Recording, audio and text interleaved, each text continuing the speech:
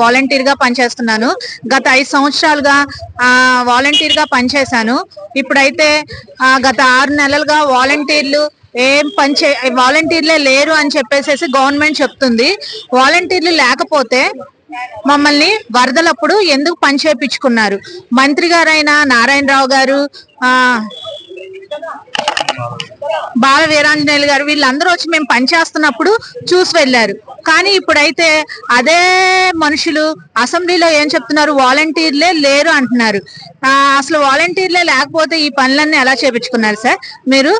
అందుకంటే మా దగ్గర ఆల్రెడీ వీడియో క్లిప్స్ కూడా ఉన్నాయి మేము దిగినవి అప్పుడు వచ్చినప్పుడు. అదే విధంగా సార్ ఇప్పుడు మీరు లేనప్పుడు వాలంటీర్ని ఎలా ఉపయోగించుకున్నారు? వాలంటీర్ లేనప్పుడు వాళ్ళని వరదల్లో ఎలా ఉపయోగించుకున్నారు? ఇదేంటి మాకు స్పెషల్ ఆఫీసర్ కమిషనర్ గారు కాల్ చేసి మీరు ఇప్పుడే వెళ్ళండి, మీరు ఇప్పుడు వెళ్తే మాకు మొబైల్ ఇచ్చారు సార్. అప్పుడు మొబైల్ ఇచ్చి మీరు ఇప్పుడు వర్క్ లో జాయిన్ అయిపోయినట్టే, మీరు జాయిన్ అవ్వాలి లేకపోతే మీకు అటెండెన్స్ తీసుకుంటారని చెప్పి అప్పుడు సచివాలయం స్టాఫ్ అడ్మిన్స్ వచ్చి మా చేత వర్క్ చేపించారు సార్ మాతో పాటు. అప్పుడు ఒక వాలంటీర్ కి ఒక సచివాలయ సిబ్బందితో పనిచేయడానికి ఇచ్చిన జీవో ఇప్పుడు ఎందుకు లేదు? అసలు వాలంటీర్లు ఎందుకు లేరు అని చెప్పి మీరు చెప్తున్నారు సార్. మాకు ఇది ఖచ్చితంగా వాలంటీర్లు ఉన్నారు అని చెప్పేసేసి మీరు ఈ అసెంబ్లీలో అయినా సరే మా గురించి మాట్లాడాలని చెప్పి మేము కోరుకుంటున్నాం సార్. మీరు అనేకమైన విధాలుగా అనేకమైన మంచి పనులే చేస్తున్నారు. ఇప్పుడు గ్యాస్ సిలిండర్లు ఫ్రీ గ్యాస్ అని చెప్పి దాన్ని అమల్లోకి తీసుకొచ్చారు. రేపు 12వ తారీఖు నుంచి ఫ్రీ బస్ అని చెప్తున్నారు. ఇన్ని కోట్లు ఖర్చు పెడుతున్నారు. వరదలకి అంత సహాయం చేశారు. ఒక 5,000కి పనిచేసే మేమే మీకు ఎక్కువ అయ్యామా సార్? మేమే లేదని చెప్తున్నారు మీరు. ఒకవేళ మేము నిజంగానే వాళ్ళు జీవో తీసుకొచ్చి మమ్మల్ని జీవో వాళ్ళు రెన్యూల్ చేయకపోయినా సరే సార్ మీరు మమ్మల్ని కొత్త జీవో తీసుకొచ్చి కొనసాగించాలని కోరుచున్నాం. నా పేరు పొప్పాల నరేష్, గుణగల 1వ డివిజన్ నుంచి వచ్చాను.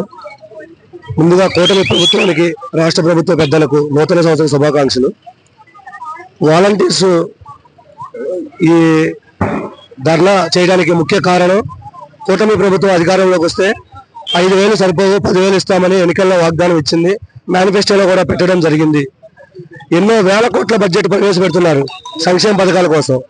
మా వాలంటీర్స్ గౌరవ వేతనం బడ్జెట్ ఓన్లీ 100 కోట్లలోనే ఉంది. మరి ఈ చిన్న బడ్జెట్ ని ఎందుకు మరి ప్రభుత్వం నిర్లక్ష్యం చేస్తుంది?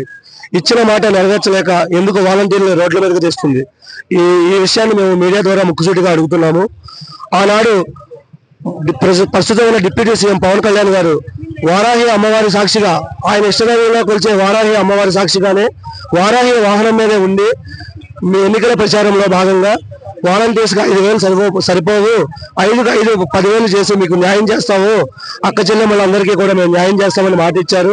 ఆ వారాహ అమ్మవారి సాక్షిగా మాకు న్యాయం చేయాలని మేము మీడియా ద్వారా కోరుకుంటున్నాం. అలాగే ఆ రోజు చంద్రబాబు నాయుడు గారు అన్యాయంగా అరెస్ట్ అయ్యారని చెప్పి వారి సతీమణి భువనేశ్వరి గారు న్యాయం కావాలి అని చెప్పి ఆ రోజు రాష్ట్రం అంతా పర్యటించారు. మరి అదే అన్యాయం ఈ రోజు వాలంటీర్లకు జరిగింది. ఆనాడు మీరు రాష్ట్రం అంతా పర్యటించి చంద్రబాబు నాయుడు గారు రిలీజ్ అయ్యారు, మీ కోరిక నెరవేరింది, మీ న్యాయం గెలిచింది. అట్లాగే మరి వాలంటీర్స్ కూడా ఈ రోజు అదే అన్యాయం జరిగింది. మరి అమ్మ భువనేశ్వరి గారు మీరైనా చంద్రబాబు గారి మనసుని మార్చి మా వాలంటీర్స్ అందరికీ న్యాయం చేసి, గత 7 నెలల నుంచి మాకు గౌరవ వేతనం లేక, వేరే ఉపాధి లేక, ఏ ఇంటర్వ్యూకి వెళ్ళినా వీళ్ళు ఏజ్ అబౌట్ 35 అని చెప్పి డిస్క్వాలిఫై చేసి 7 నెలలుగా మా కుటుంబాలు ఆకలితో అలమటిస్తున్నాయి. మీరైనా చంద్రబాబు నాయుడు గారిని మనసును ఒప్పించి మా యొక్క వాలంటీర్ ఉద్యోగాలను కంటిన్యూ చేసే విధంగా జీవో వచ్చి మా అందరికీ కూడా పెండింగ్ వేతనాలు చెల్లించాలని మీ ద్వారా సీఎం గారిని మీడియా ద్వారా కోరుకుంటున్నాము. శుభాకాంక్షలు. మేము గత కొన్ని రోజుల నుంచి వాళ్ళ ధర్నా చేస్తున్నామండి. ప్రభుత్వం నుంచి ఎటువంటి స్పందన రాకపోవటం వల్ల ఈ రోజు ఎన్టీఆర్ విగ్రహాన్ని దగ్గరకు వచ్చి ఆయనకు మా వినతి పత్రాన్ని సమర్పించాల్సి వచ్చిందండి. ఈ రోజైనా కేబినెట్ లో మన విషయం తీసుకొచ్చి మనకి ఏదో ఒక న్యాయం చేయాలని చంద్రబాబు గారిని కోరుతున్నానండి. గారికి, డిప్యూటీ సీఎం గారికి, మా వాలంటీర్స్ అందరి తరఫున శుభాకాంక్షలు తెలుపుకుంటున్నామండి. మరి ఈరోజు మేము ఈ కృష్ణా హోటల్ సెంటర్లో మేము చేస్తున్న నిరసన మీరు ముందుగానే ఎరిగి ఉన్నారు. మేము మిమ్మల్ని గతంలో 2024 సంవత్సరంలో అడిగి ఉన్నాము. మీరు ఇస్తున్న వాగ్దానాన్ని మాకు దయచేయండి అని మేము అడిగాము. కానీ మీరు ఎటువంటి స్పందన అయితే మాకు ఇవ్వలేదు. క్యాబినెట్ మీటింగ్ జరుగుతూనే ఉన్నాయి, మీరు చేసే చర్చలు చేస్తూనే ఉన్నారు. కనీసం మా గురించి ఎక్కడా కూడా ఒక్కసారి కూడా చర్చించడం అనేది జరగలేదు. మరి ఈ యొక్క నూతన సంవత్సరంలో మరి వారు జరుగుతున్న కేబినెట్ సమావేశంలో కనీసం వాలంటీర్ పక్షంగా మీరు ఒక మాటైనా మాట్లాడతారని మేమైతే ఆశిస్తున్నాము. లేని ఎడల మరి వాలంటీర్స్ అందరం మేమైతే ఎన్నో నిరసనలు చేస్తానే వచ్చాము. ఇక మీదట శాంతియుతమైన నిరసనలు అయితే జరగబోవండి. ఖచ్చితంగా మేము పెద్ద తరహా నిరసనలే చేయబోతున్నాము. అది రాష్ట్రానికి ముందుగా మేము ఆల్రెడీ ఇన్ఫార్మ్ చేస్తున్నాము చేయబోతున్నాము కూడా మేము. అయితే మేము ఒక్కటే అడుగుతున్నాం, ఈరోజు క్యాబినెట్ మీటింగ్లో మా పక్షాన ఏదో ఒకటి మీరు మాట్లాడండి. లేని పక్షంలో మేమైతే రోడ్ల మీదకి వచ్చాము. ఇక మీదట మరి పాపులేషన్తో సహా మేము రాబోతున్నామని తెలియజేస్తున్నాము. మీరు ఇచ్చిన వాగ్దానాన్ని మేము అడుగుతున్నామండి. మీరు ఇచ్చారు కదా ఎన్నికల ముందు వాలంటీర్ వ్యవస్థ కొనసాగిస్తాను, మీకు ఉద్యోగ భద్రత కల్పిస్తాము అన్నారు. కనీసం ఆ మాటనైనా సరే ఇవాళ మళ్ళీ రిపీట్ చేయమని అడుగుతున్నామండి మేము వాళ్ళ గవర్నమెంట్ని. టీడీపీ పార్టీ స్థాపించింది ఎన్టీ రామారావు గారు.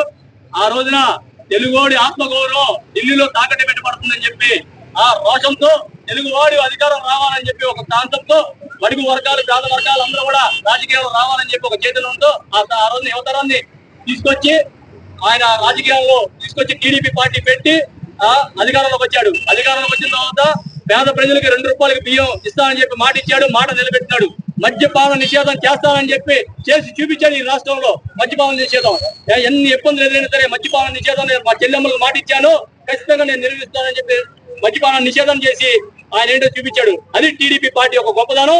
మాట ఇస్తే నిలబెట్టినది టీడీపీ పార్టీ అనే ఒక ముద్ర వేసుకుని మన ఎన్టీ రామారావు గారు స్థాపించారు.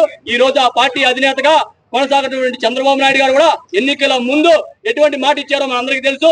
మనం ఎవరు అడగకుండానే వాలంటీర్లకు ఉగాది రోజున ఉగాది పత్రిక తింటూ మీకు ఇబ్బంది పడుతున్నారు, నేను మీకు వాలంటీర్ వ్యవస్థని మీరు కొనసాగిస్తాం, మీరు ఎటువంటి ఇబ్బంది పడక్కర్లా, 5,000 సరిపోతే 10,000 రూపాయలు ఇస్తాం, మీకు భద్రత కల్పిస్తామని చెప్పిన ఏకైక వ్యక్తి మొదటి వ్యక్తి చంద్రబాబు నాయుడు గారు.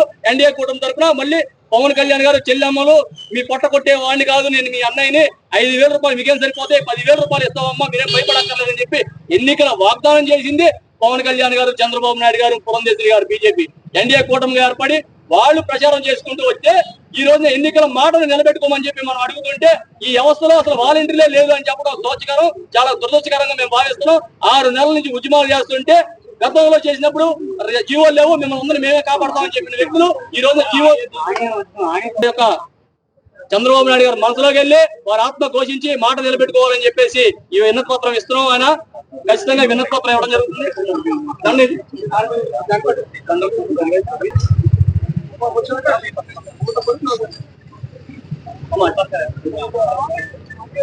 ఓకేనా?